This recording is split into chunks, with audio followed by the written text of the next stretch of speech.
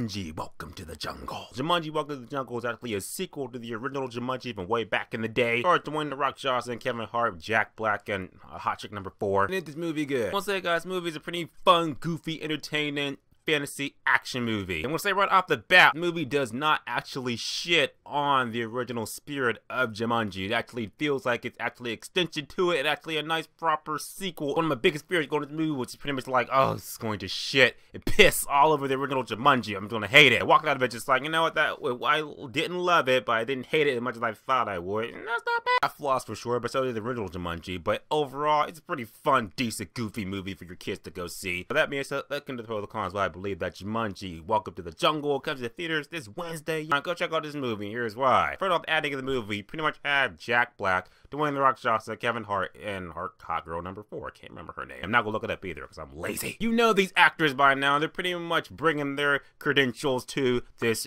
grade B fantasy action movie. You know Kevin Hart, you know Dwayne "The Rock" Johnson, you know they have that chemistry and everything they have from Central Intelligence. Now bring it to this movie. They pretty much import that and bring it into this. There you go. Good seeing Jack Black again on screen and everything. He's pretty much, quirky Jack Black. It's Jack Black. Need I say more? Her version acting in the movie didn't piss me off. It's pretty functional. You know the actor, so you know what to expect from them. Plot in the movie actually picks up directly after the last scene in the original Jumanji. We saw the board game on the beach and everything. Kid finds the board game and everything, just like, board games, whatever. I don't play that shit. Let me just play my, old school Sega. Let me do that. And I shit you not, the board game literally is like, he's not gonna play me, so let me just transform it to a cartridge. Yeah, Jumanji transforms it to a cartridge, and then lo and behold, kid plays it, he gets sucked into the board, sucked to the world of the Jumanji game now. Fast forward 20 years later, we have 4 college kids, 4 high school kids or whatever. Find the Jumanji game, they get sucked into it, and now they pretty much gotta save Jumanji, and there you go, that's your movie. That's the simple version. It doesn't get any more complicated than that, but that's what you need to know. Now, for the movie, I will say this movie does have a lot of callbacks to the original Jumanji, and I like me some callbacks. It's part of those callbacks that made me be like, okay, it actually does respect the spirit and the lore of Jumanji. Like, there are things like Alan Parrish. He's got some callbacks in the movie. There's some callbacks to, like, the riddles and shit from the original Jumanji and everything. That's also in it. There's a nice little fan service in the movie throughout for you to be like, oh yeah, I like that shit. I like respect the original Jumanji. And I like the video game aspect it does bring to it, like old school RPG, like like Final Fantasy and shit. And because when they get sucked into the board game and everything, The Rock,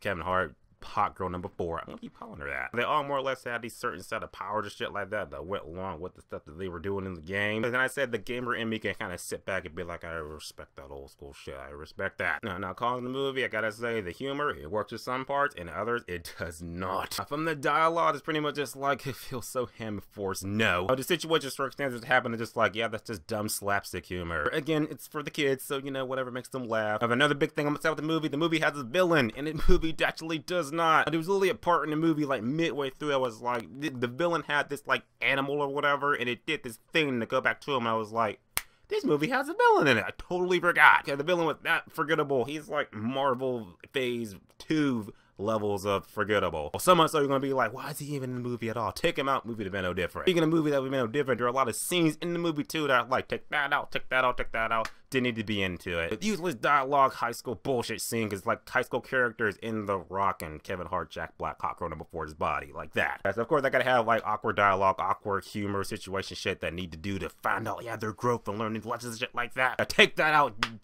Don't need it. At the end of the day, Jumanji, Welcome to the Jungle, like I said, it was a pretty welcome sequel, I will say. I did not shit on the original Jumanji. It did not. But it's not perfect either. It's definitely had the flaws and everything. The cast in the movie was functional. The plot in the movie was simple enough for you to follow, even if it doesn't make sense in parts. We have a movie about a magical board game that literally suck people into, and there's animals and shit like that doing all type of crazy shit. Throw your disbelief out the window, please. With that being said, I'm going to easily say that Jumanji, Welcome to the Jungle is a 7 out of 10, which is worth seeing at matinee. Shout out to my little brother Gene, or Mike.